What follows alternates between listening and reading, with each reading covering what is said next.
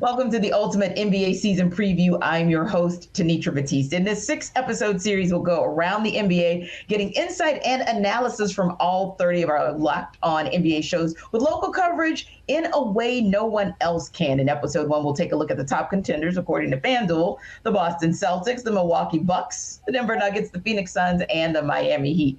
So joining me to break down this group of top contenders is John Karalis, host of Locked On Celtics; Kane Pitman, host of Locked On Bucks; Adam Mares, host of Locked On Nuggets; Brendon Kleen, host of Locked On Suns; and Wes Goldberg, host of Locked On Heat. That's who is in the room: Celtics, Bucks, Nuggets, Suns, Heat.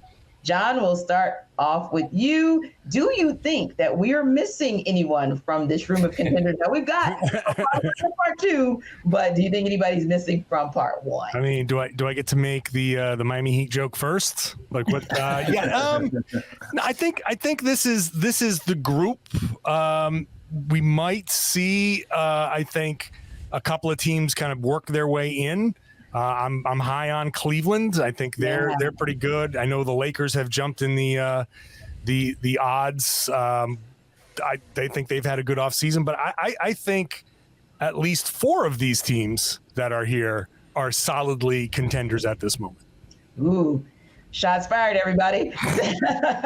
So we actually have the Cavs on the rise. So, yeah, you're absolutely right. They were kind of like one of those bubble teams where just because of what's going on in the East with how the Dame Lillard trade is impacting everybody, it's like you kind of know, of course, John, the Celtics are always going to kind of be 1-2 with the Bucks. But where everybody else falls, especially in the East, it's kind of like subject to conversation, right? So, Kane, speaking of, let's just dig right into this whole Damian Lillard, as I like to say, taking his talents from one coast kind of sort of to the next coast, and how it has literally changed the pecking order or turned everything upside down in the Eastern Conference. But let me ask you this. Did it really? Will it really?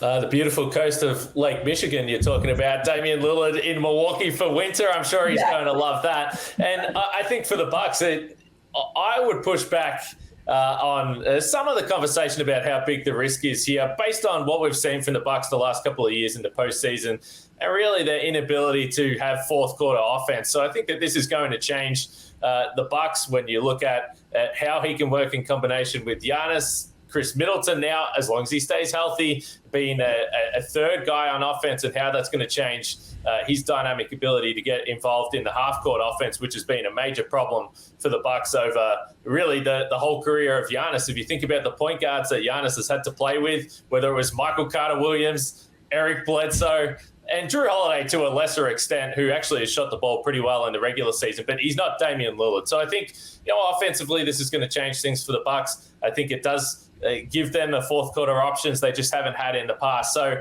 I accept there'll be some defensive questions to answer on the perimeter, but I think there's no question the Bucks are a contender, particularly in the Eastern Conference, because I think that there is a gap after you get from the Bucks and Celtics.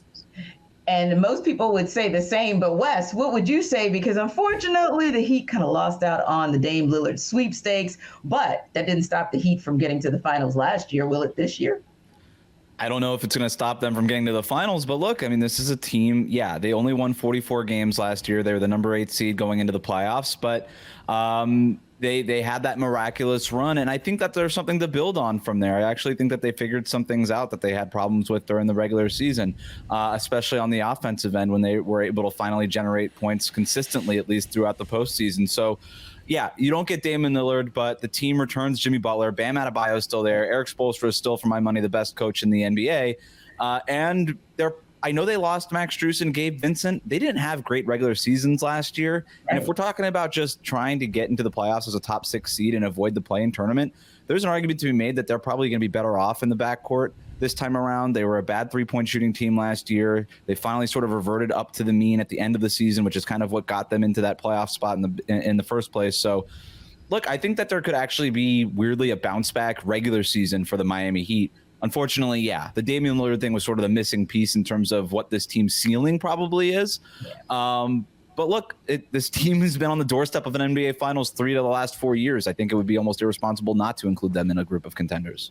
Yeah, agreed. And I think they might be one of the most low-key teams that's been in that mix for 3 of the last 4 years, to the point where people kind of forget they've been able to somehow, some way, Eric Spoelstra is always able to get them there, no matter the cast of characters that he is presented with. So, yeah, you do have to kind of keep the Heat in that conversation. Now, switching gears over to the Western Conference, which you could argue that conference might have potentially been impacted in some way, shape, or form by the departure of Damian Lillard. And I think that's probably because it was a 3-team trade, if you will. So, Brendon, the Suns, massive changes to the roster this summer. No DeAndre Ayton, which I don't know if everybody would say is a bad thing. I'm not sure what the Phoenix faithful would say, but that's one of those changes. So do you feel like the Suns team is better maybe than the one that made the finals 2 years ago? Or if not better, how different?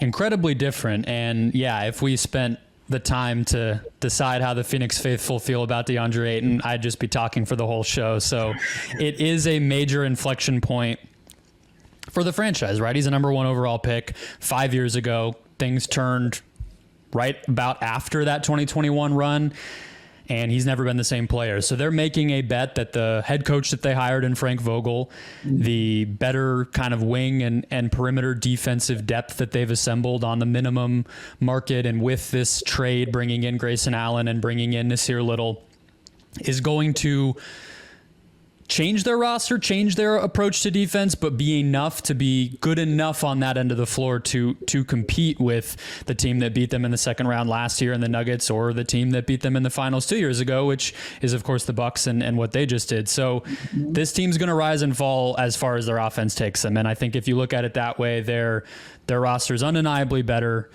They are more flexible. They have more shot creation. They have more shooting. They're going to play looser, less structured offense, but I think in the postseason, that will help them. That'll help them, get over the hump in a way that Chris Paul and role players just weren't going to be able to do. So they did about as well with what they had at their disposal as I think they could have, but it is a massive gamble, and they're going to have very little time to gel if they're trying to win this year, which of course they are. Yeah. And I'll say, Adam, from the perspective of the Nuggets, of course, yes, they lost Bruce Brown, who was really I like to call him the cleanup man. I mean, wherever they needed him, whatever he needed to do on defense, he did it. And it resulted in a title, but you still got your 1-2 punch in Nikola Jokic and in Jamal Murray. So do you feel like with this Nuggets team as it's currently constructed, because of course we know some things could change at the trade deadline, but as currently constructed, do you make the case for this team to make another run? Do you feel like they're the same and therefore able to make another run better? How do you feel they are at this point? Well, they did keep their 1-2 punch. In fact, they kept their 1, 2, 3, 4, 5 punch. Their starting 5 is all back. And it's kind of funny. We're having a good laugh at it here in Denver, of course. A team maintains their MVP, maintains their number 2, maintains their starting lineup, and on the heels of a 16-4 playoff run. And everybody's thinking, well, what about the 6th man? They lost the 6th man. I don't know if the team is still good. They lost the 6th guy.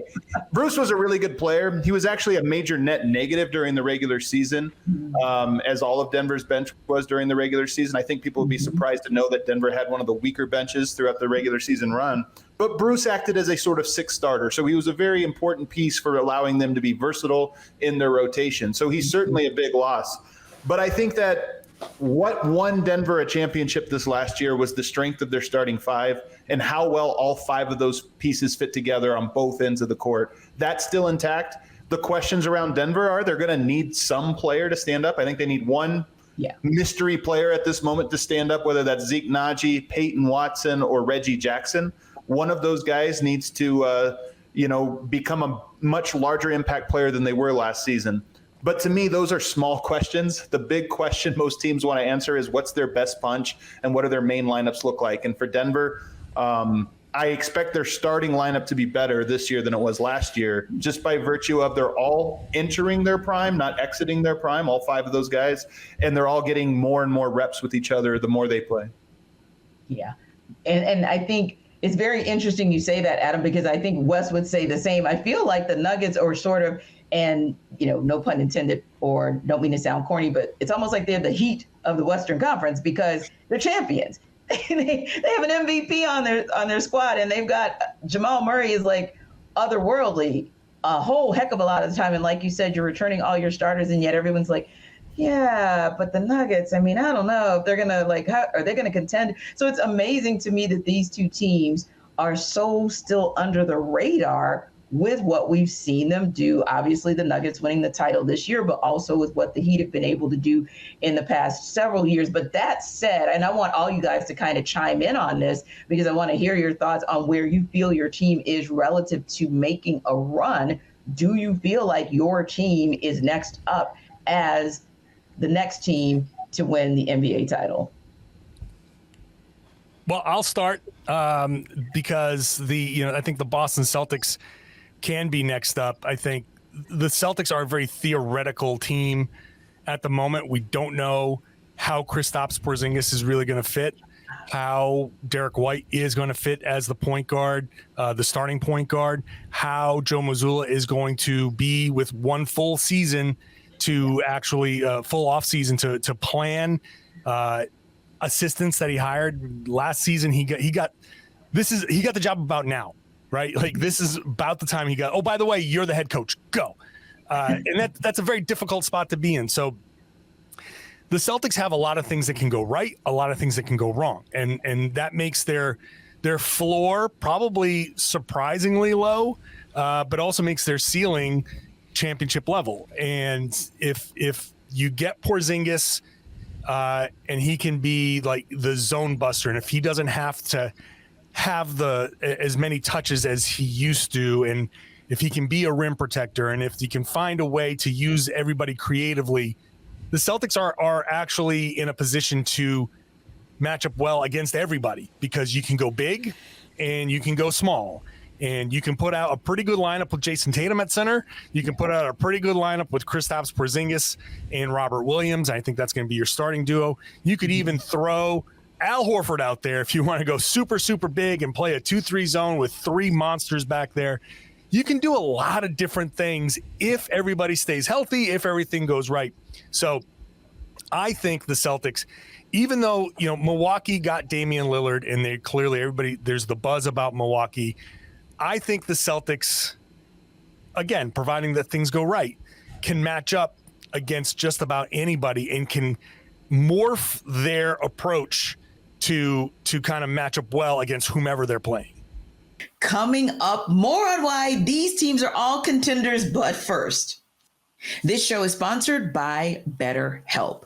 Now, I think we've all had a time when we did something that we knew or thought was good for us, but really our brain was getting in the way, maybe trying to fall asleep at night, like with me, and racing thoughts keep you awake. Well, you know what? If you've benefited from therapy like I have, then something like BetterHelp will be really, really helpful for you because that's you taking matters and taking your health into your own hands. So if you're thinking of starting therapy, give BetterHelp a try. Again, if you are thinking of starting therapy, give BetterHelp a try. It's entirely online, designed to be convenient, flexible, and suited to your schedule. Just fill out a brief questionnaire to get matched with a licensed therapist and switch therapists anytime for no additional charge. You can make your brain your friend with BetterHelp. Visit BetterHelp.com/LockedOnNBA today to get 10% off your first month. That's BetterHelp, HELP.com/LockedOnNBA. BetterHelp, HELP.com/LockedOnNBA.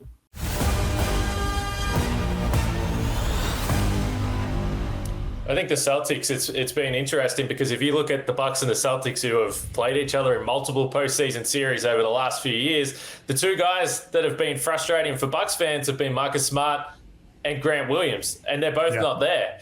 And now you pivot to Kristaps Porzingis and even Rob Williams if he's healthy. And it's one thing if the Bucks have Jrue Holiday at the point guard, but now that they have Damian Lillard at the point guard, I think it asks some questions that the Bucks just simply have not been in a position to do in the past from an offensive perspective. So that's why I think the Jrue Holiday watch here, and whether it's another Eastern Conference team, we'll wait and see. But that's why I think it's so pivotal, because I do think that the Celtics' ability to play small, as you said, there, John, and switch everything and throw multiple guys at Giannis across 4 quarters of basketball, it's been problematic, and it's been a real physical toll on Giannis across 7 games, as we've seen multiple times. So I think that the Celtics, how they develop that, the defensive lineups and everything they work through there, I think is going to be a watch, because Al Horford, I think he turns 38 by the time the NBA Finals roll around as well. So I think the Celtics are a fascinating team to watch. John, I have a question for you just with the Celtics. You know, Marcus Smart seemed to me to be an emotional heartbeat of the team, and I think that role is so undervalued when we analyze the NBA. And the second part of it is that Jaylen Brown and Jayson Tatum have always been ahead of schedule or on schedule, in my opinion, just looking at the arc of it. Do you feel this is the first year where there's a pressure with that duo specifically of, hey, it's time now. We're not ahead. It's actually the time. And then without Marcus Smart there, does that mean this is going to be an elevated tension season without that guy that usually is the one that breaks that tension? I think it's 100% on both cases. And I think you throw in the added collective bargaining agreement, that second apron that's sitting there looming. That has shortened a lot of windows, which is why Milwaukee was like, yeah, all in right now, because Milwaukee is in the same boat as Boston, is in the same boat as Phoenix. It's go now. You got a couple of seasons before really, really tough decisions have to be made if you are looking to avoid that second apron. Boston's certainly very allergic to that second apron. So there is urgency now. And look, Boston can, Jayson Tatum, Jaylen Brown, I wrote this, they have to look at each other in the face and say, we are the reason why Marcus Smart isn't here, because Tatum and Brown, their failures in the Eastern Conference Finals, in the NBA Finals, those guys not stepping up to the level where I think maybe some people expected, they couldn't get the job done. They couldn't win a championship. That forces Brad Stevens to say, we got to go a different direction. We got to bring in a Porzingis to take some of those possessions late in the shot clock. Wes, you saw the Celtics bring that shot clock down to 8, 7, 6 and get stuck. And Miami capitalize off of that throughout the entire Eastern Conference Finals. Now you have Porzingis that you can throw the ball to, and he can at least get a shot up over somebody that's a clean look. But if they had taken care of business, Marcus Smart would still be there. They wouldn't have to. So I think there is a pressure, like you mentioned, because it's like, okay, you know what? This just got real. They traded away the guy that's been here longest.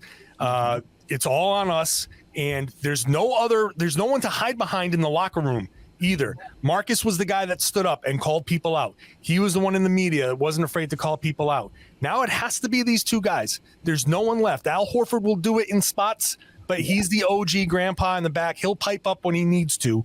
These two guys have to step up emotionally. They have to step up on the court. And yeah, it's basically, this is their year. Their window is this season, because next season, the CBA, it's going to cost them Malcolm Brogdon. They're going to have to trade somebody. They're going to have to trade Brogdon next year to stay under that apron. They're going to have to start trading away those ancillary players, those role players. So this is going to be the best collection of talent that they have until they blow it up, whenever that is. So yeah, the window is now for Boston. Kane, I'm curious, because we're talking about Tatum and Jaylen Brown, obviously Jimmy Butler, Brendon's got Kevin Durant, Devin Booker, Adams on the Nuggets. There's Jamal Murray, obviously, losing Jrue Holiday, not having a whole lot of and looking at these wings and these perimeter players in the NBA. Obviously, the Damian Lillard Giannis thing is probably going to be unstoppable. But are you concerned at all, Kane, about defensively what Milwaukee will do to stand up? Because you look at what the Denver Nuggets did. They were an elite offense for years, Adam, right? Top 5 in offense for 3 or 4 years. But it wasn't until they got into that top 12 defensively where they were actually able to win the championship. It kind of feels like there's going to be a floor to how good you have to be defensively in order to win a championship. Are you concerned at all about Milwaukee's ability there? Yeah, I think it's real. And I think that there's big questions they're going to have to answer, because there's a number of guys that we just don't know what they're going to look like this season. And I would start with Brook Lopez. Now, I know he just had, in my opinion, the best season he's probably had in his entire career. But is he able to replicate that again at 35? I think that's a big ask. What he did on both ends of the floor when the Bucks were so banged up last year and you didn't have Chris Middleton. Brook Lopez stepped up. He played 81 games, which is absolutely ridiculous, over 30 minutes a night. So I think you're asking a lot, because a lot of people I see are falling back and saying, well, you've got Giannis, you've got Brook Lopez, this should be a good defense. But I think the perimeter is going to be where the questions are. What is Jay Crowder? We really have no idea. He hasn't played in 12 months and clearly did not get along too well with the setup there last year through the postseason. Is Chris Middleton healthy? He didn't look great defensively last year, but he also wasn't in great shape to be able to play there. I think the other question that everyone asks, and Wes, you know this, why wasn't Giannis guarding Jimmy Butler? He did a few years ago when they swept the Heat. He didn't last year. And I do wonder, when you get to the back end of the season, when everything offensively doesn't need to be Giannis, 110% of the time, carrying absolutely everything from the physical side of things. If Chris Middleton's healthy and you have Damian Lillard, is there more scope for him? Now, he's not necessarily going to be a guy that is going to be able to defend Jayson Tatum for 48 minutes because there's screen navigation stuff there. But I do think there's more scope for Giannis to defend some of those players in the postseason, maybe because he doesn't have to take on the offensive responsibility. But you're right. There's big questions defensively, particularly on the perimeter right now. Well, I think the most interesting defensive question for me with Milwaukee is Brook Lopez is a very good drop big, and he's mobile. He'll get up to the level of the screen and then drop down. Jrue Holiday and Damian Lillard are opposites in the way they cover pick and roll defense. I think Jrue might be the single best at avoiding screens on the perimeter and allowing your big to drop because he recovers, he's long, he's physical. Dame is arguably the worst perimeter defender, maybe out above Trey, at fighting through pick and roll screens. So if you're dropping a big and you have a guy getting caught on screens repeatedly, you're welcoming step-up threes, you're welcoming mid-range jump pull-ups and all these different things. So I'm very curious to see not just 35 years old, can Brook do it again? But is the scheme somewhat dependent on having these great perimeter defenders in pick and roll defense? But furthermore, Kane, before I let you answer that one, the Suns last year made a move from defense to offense. They lost Mikal Bridges, they lost Jay Crowder, they picked up Kevin Durant and Bradley Beal. The Celtics have made something of a similar thing in losing Marcus Smart, adding Kristaps Porzingis. Even the Miami Heat, who were in the Damian Lillard sweepstakes, was clearly we're good on D, we need to get better on offense. And then obviously the Bucks, same thing. They've been a phenomenal defense and they needed more offense. The Nuggets, you mentioned, Tenitra, that the Nuggets won by getting a top 12 defense, but top 12 is not that impressive. Denver won with offense. I do wonder if we're in the offense wins championships era, and if teams are kind of sliding those scales. Look, the truth is it takes both. But I wonder if teams are now looking and saying, in today's NBA, an unstoppable offense is possible, and that's kind of a foundational piece. Yeah, I was talking about this on another show, Adam. I think your team that you cover brought that era upon us, but not just because the Nuggets are amazing on offense, but I think every team in this age of parity, all of us cover teams that have individual creators who would have been MVPs at one point in time, and the league just has so many of those these days. We just finished a season that had how many 50, 60, 70 point seasons. I think what the Nuggets and other teams, but let's just say it's their doing, demand of their opponents is you have to have really no offensive weaknesses. You can't just have a player who can do that, but it's like the Nuggets not only have Jokic, they not only have the two men games that he has with so many of his teammates, but they have solid shooting. They get to the free throw line. They own the offensive glass. They control the pace. There's really no thing you can point to and say, we'll expose them in this way.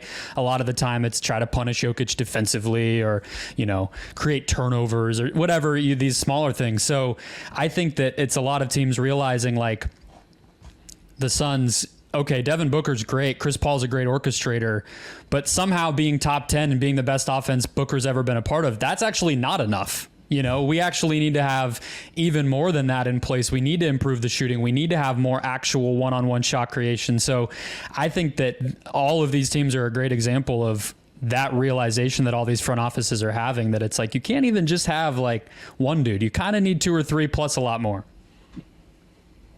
Yeah, I would agree because my mind kind of went to and this is kind of going old school, but my mind went to both runs from the Chicago Bulls way back in the day, like the Michael Jordan era, and how they did have, it was kind of sneaky good, right? Because you had Steve Kerr, who was an assassin, and, there was always some assassin with them, but they would do, not that they weren't a really good defensive team, but it would really be about what they did in the third quarter. It would really be about like, hey, almost like football, where it's the last 4 minutes of the second quarter, the first 4 minutes of the third quarter that kind of dictate the rest of the game. I feel like maybe the league is going in that direction as well. And maybe Golden State put that in place too. Like, hey, we're going to play some lockdown defense for an extended period of time to really, really neutralize that other team. But we're going to play lockdown offense, like lights out offense for the entire game. And that's going to be the blueprint. And like maybe slowly but surely the league has kind of shifted to that blueprint. I think part of this too is how difficult it is to play defense with the rules now. Yes. Yeah. And you can make the argument that the best defense is a good offense. All right. If you score the ball, then you got to make the other team bring it out, and you could set up half court. And at least maybe you can't touch anybody, but at least maybe you could position your body between yourself and the basket and the player that you have to guard, where in obviously transition, that's a little bit harder to do. So I think the rule changes are a big part to do with it. And I think there is a belief that offense is sort of the best defense. And quite frankly, it's just almost easier to put a great offense together than it is a great defense because of those rule changes, right? And so with all that in mind, like, is it easy to get a Denver Nuggets, Phoenix Suns kind of offense? That's harder to do. But if you're just trying to, all right, let's just build a team from scratch right now, and we got to either put a good offense on the court or a good defense on the court, I think it would be a lot easier to just kind of put together a good offense. Look, I just looked up the stats. The number one defensive rating this past season was 109.9, the Cleveland Cavaliers. You go back 10 years ago, that would be the third worst defense. So defense is definitely harder to play. I think the 3-point shot has made that. The rules changes have made that. You throw in last season the take foul, that element of the game, that has led to a little bit more scoring. And you have, like everybody's been saying, some of the most skilled offensive players that we've seen. And when you have that level of skill with these rules, with this heavy focus on 3-pointers and piling up as many of those attempts as possible, it's just the scoring is going to go up. It's impossible to stop. So, and that's, look at what the Bucks and the Celtics just did, getting rid of 2 of the best perimeter defenders in the league. That is your sign that there are ways to defend, and you hope to protect the rim, and you hope to prevent some of the corner threes. And I've heard more of, you got to give up something, you got to live with something type of attitude around this league than I've ever heard in my life. Yeah. Defense never felt like it was about you got to pick something to give up. Nowadays you do, and you just got to hope that you're giving up those mid-range jumpers, except against Phoenix. You don't want to give up those, but you give up the least possible, the least efficient shots, and hope for the best. John, just to piggyback on that, though, you mentioned about the skill and the heaving, the 3-pointers and all that stuff. I think the thing that these teams that we all cover on this episode have in common is that they don't just, it's not just high pick and roll, one man offense, chuck threes, right? That's not what any of these teams do that we're talking about. Right. There's a plan on offense. All these plans for these respective teams are very different, but it's a plan, and most of it is move the ball, generate a good look at any point in the shot clock, but try to do that. And I think that's maybe the difference between the teams that are legit contenders versus the teams that are sort of just trying to manufacture offense. And like you said, John, just like, all right, let's just take 45 threes. How do we get them? We don't care. Just take 45. It doesn't matter if they're good or bad. Yep. I think that's a big part of where the NBA is trending in terms of the teams that are winning at a high level. We have had conversations about early offense. People, that shot, so many shots that I used to think were bad shots. And I'm like the old man here. Maybe Adam, you're a little bit close to me. These grades, you know what I'm talking about. The shots that used to get you benched are now shots that you're looking for. You come down, you step into Jayson Tatum, bringing the ball up the floor, 19 seconds on the shot clock, the defender's sagging, so you just in rhythm step into a 3-pointer. Early offense, you take that shot because you're never going to get in a possession a shot that's that open for that kind of guy. And I've always been a proponent of, no, work the ball, make the defense get tired. But that's the way things go nowadays. It's just get the first best shot you can get back, and try to do it all over again. Yeah. That's the Javon Carter special. John, we used to talk about it all the time, because if you looked at the shots that he took, and so many of them, Javon Carter brings the ball up the floor and he jacks a three in transition in the first 8 seconds of the shot clock, and you say, in theory, you've got Giannis on the floor, you've got Jrue Holiday, you've got Brook Lopez. That feels like a terrible shot. And then if you look at the numbers, like, okay, well, he's actually shooting 37% on those. That seems like a pretty good number. So that's the NBA.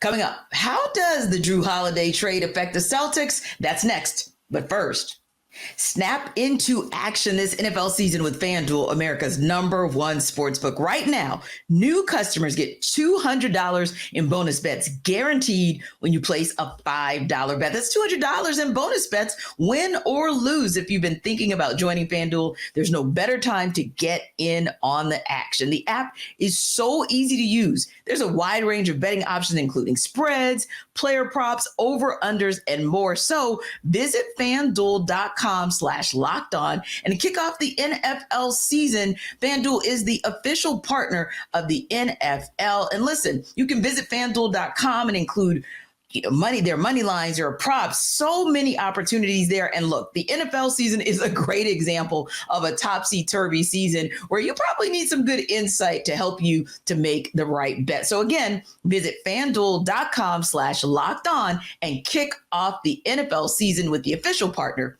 of the NFL.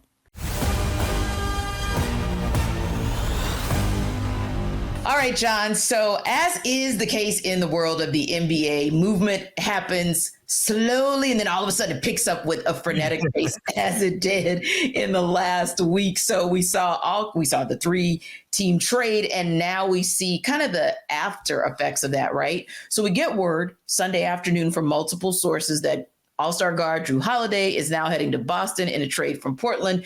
And he was traded, of course, to Portland from Milwaukee. That trade comes just days after that blockbuster deal, which, of course, sent All-Star guard Damian Lillard to the Bucks. Now, the Celtics are to receive Jrue Holiday. Blazers are to receive Malcolm Brogdon, Robert Williams, a 2024 first-round pick via the Warriors, 2029 unprotected first-round pick via the Celtics. So when you heard about this movement, especially because you're so closely tied to the Celtics organization and what they're doing, what was your initial reaction? I mean, I think the initial reaction was, first of all, never underestimate Brad Stevens' ability to make a move, no matter the proximity to training camp. It's a gutsy move, and it's an all-in move. And I was of the opinion before the deal that I didn't want to do Brogdon and Robert Williams. I knew Malcolm Brogdon was gone at some point, either during the season or next summer. I knew that he was not going to live out his contract in Boston. Sure. But Rob, I pictured Rob as a long-term piece for the Celtics. And I thought because Kristaps Porzingis is generally, questionable with his injury history, and Al Horford is 37. And I said, maybe they don't have the appetite to do that. But the bottom line here is it's an arms race, and that's how it's been characterized by a lot of people. And it's 100% true. And Portland, give them credit for creating this situation. They probably knew we weren't keeping whoever we got. So all of the consternation from Miami saying, oh, Tyler Hero, blah, blah, blah. Well, I tell you what, Boston wasn't turning around and making this deal for Tyler Hero. Yeah. We're making the deal for Jrue Holiday. So it's an all-in move. It's surprising, but because Milwaukee got Damian Lillard and Holiday became available, Boston kind of felt the need, like, look, Milwaukee got better. And, oh, by the way, you get somebody that can defend the guy that your rival just got. It seemed like they kind of felt like they had to make the move.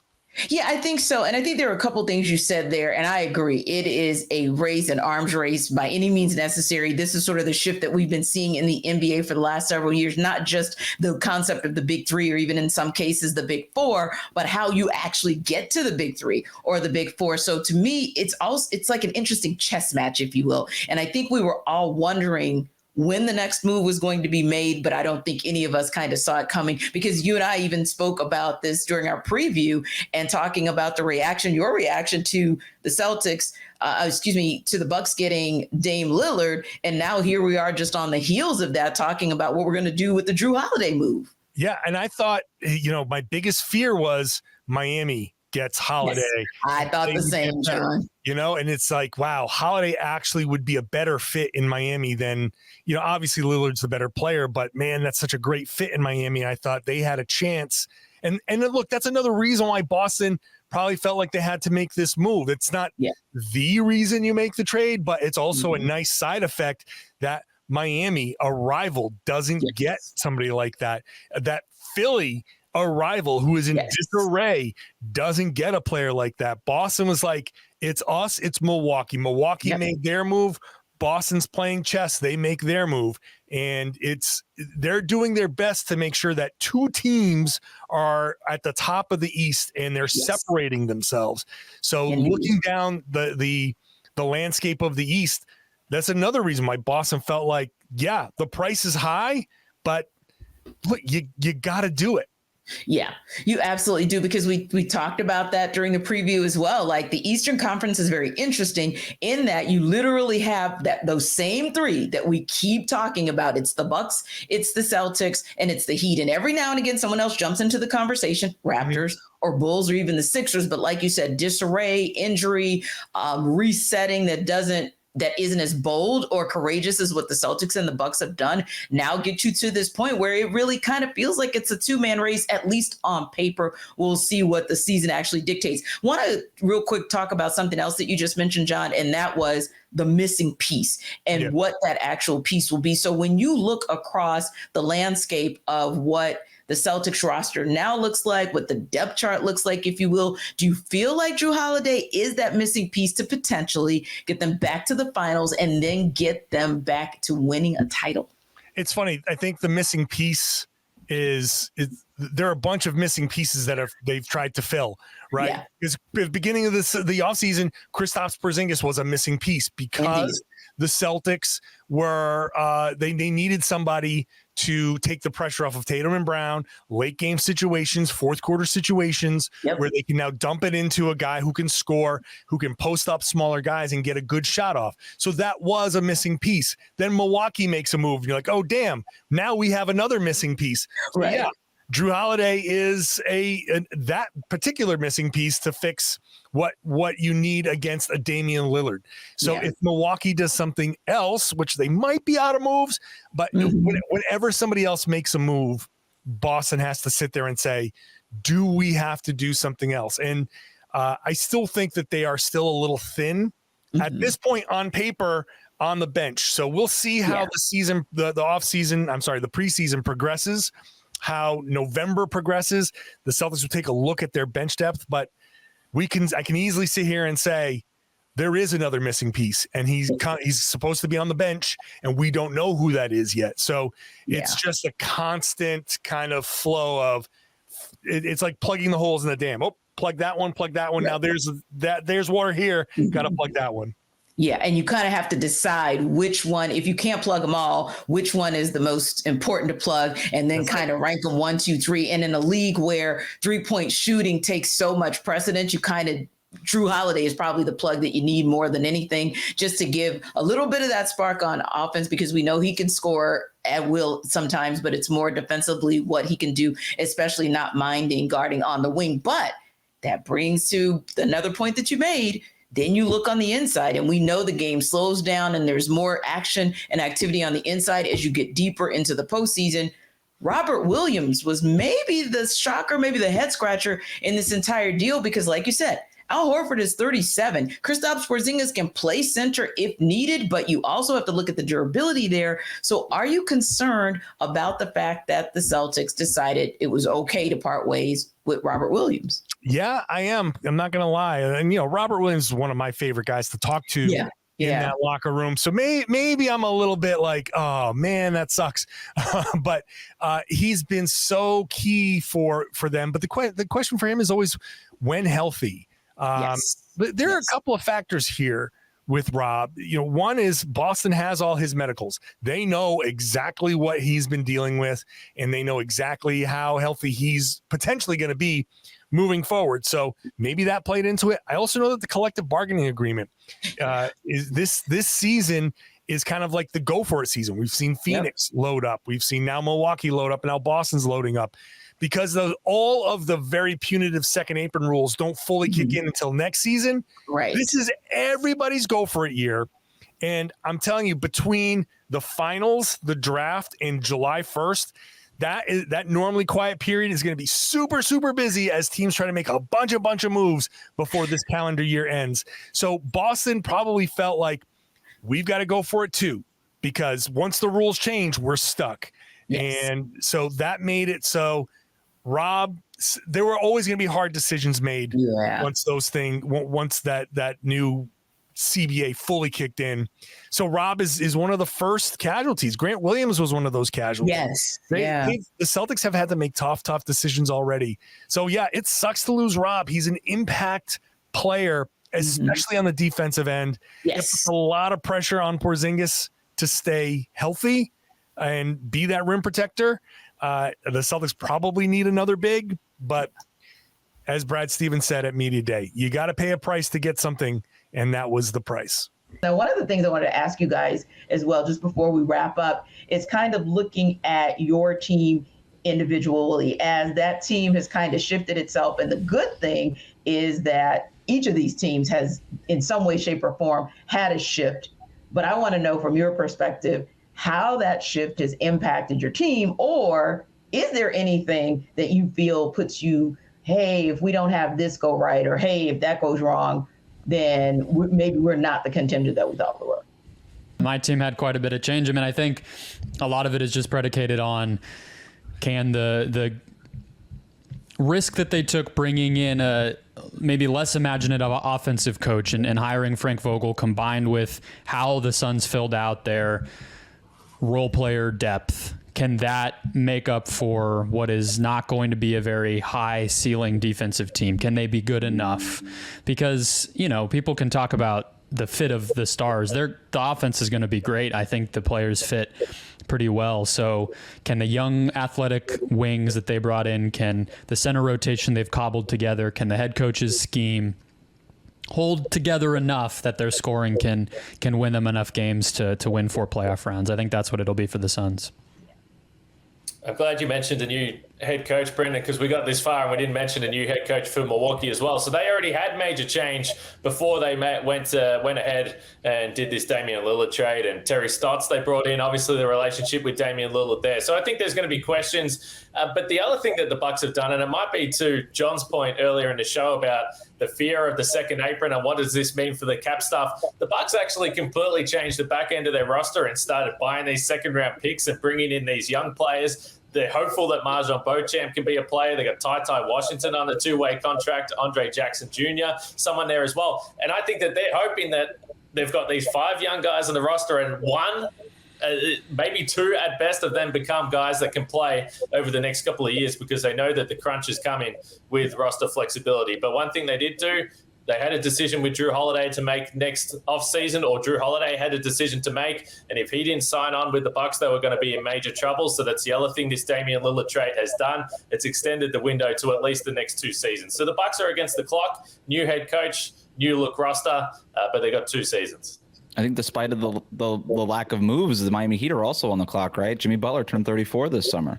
And that was sort of the reason why that they wanted Damian Lillard so bad, is because he's sort of that hand-in-glove fit, perfect fit, right? Jimmy, Bam Adebayo, and Damian Lillard is a perfect trio. And ultimately, obviously, they didn't get that deal done, but that doesn't mean that they can't try to make some other deals to augment the roster around Jimmy Butler and Bam Adebayo. So I think that if we're talking about sort of X factors with the Miami Heat, is what does the roster look like by the trade deadline, or after the trade deadline, I should say, because I still think that there's moves to be made here. Kyle Lowry's expiring contract could be very valuable in this new CBA world for a team that might be looking to get off of some long-term salary.